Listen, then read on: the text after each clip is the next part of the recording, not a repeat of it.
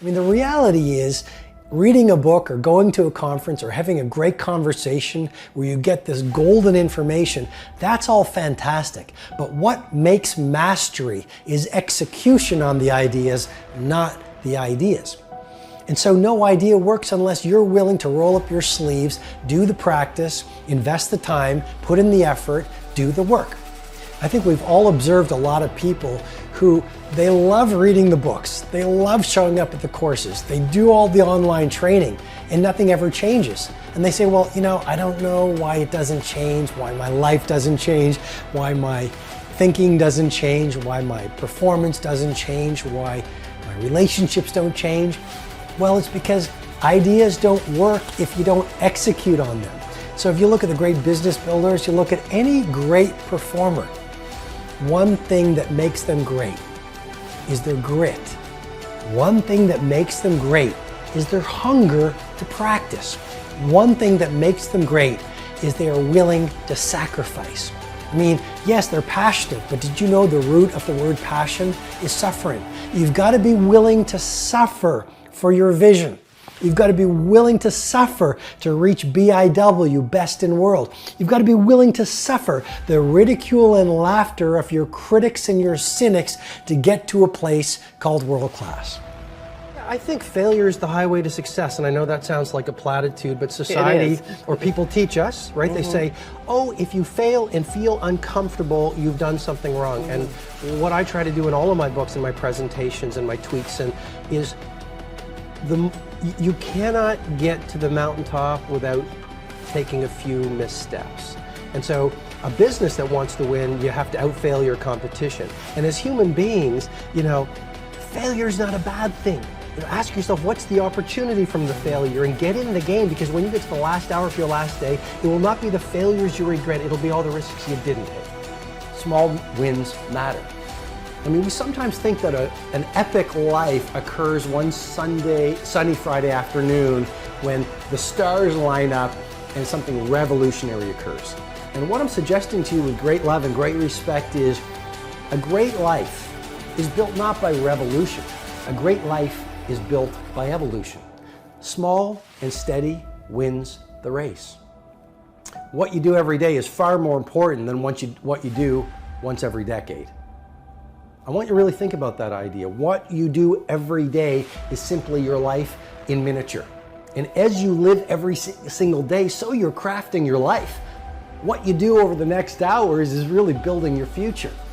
And if you can just get, and I can just get every single pocket of 24 hours right as best as we humanly can, the rest of our life is going to take care of itself. So small wins matter. You know, the moment in front of the customer where the pull was to go average and you become merchant of wow sets you up for the next day of a way of being of wow. The little win with your family when you feel like watching TV sets you up for another win the next day. A little win of getting up at 5 o'clock and running your morning routine sets you up for a habit of a 5 a.m. club morning routine. Small daily improvements over time will lead you to stunning results. Tiny wins are the way to greatness. And that's one of the things life has taught me. When you look at the great companies, whether it's an Amazon, whether it's some of the tech startups coming out right now, whether it's a Zappos, whether it's a FedEx, whether it's a Nike, whether it's a General Electric, whether it's some of the little shops in your neighborhood that we really admire because people still cook the food with love, or they serve the food with love, or people have an attention to detail. Great companies are built by those small, steady optimizations every single day. If you look at any great product, it wasn't just one day that built the great product. It was a culture and a mindset of daily innovation and optimization when done consistently over time, which led to world class. Even relationships. A great relationship, it's all about those small daily wins when done consistently leads to a lifetime of love. I was walking in the woods last week and there was an elderly couple walking in front of me. And they really stood out because they were moving fast. And they were also, like, they had these ski poles. And so This is the autumn in my hometown, and they were walking with these ski poles, and so I sort of joked as I walked by them because it's pretty much only the three of us in this deep forest, and I said, "You're missing the snow." And they sort of laughed, and we actually walked for about half an hour. And we started going pretty deep. And they said to me, "You know, we've been married 52 years. And I said, 52 years, what's your secret? And the woman says, "Well, I've had to put up with a lot," which made me laugh.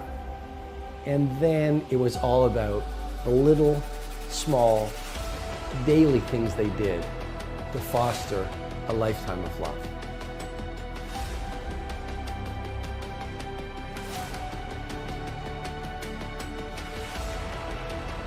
Nothing fails like success.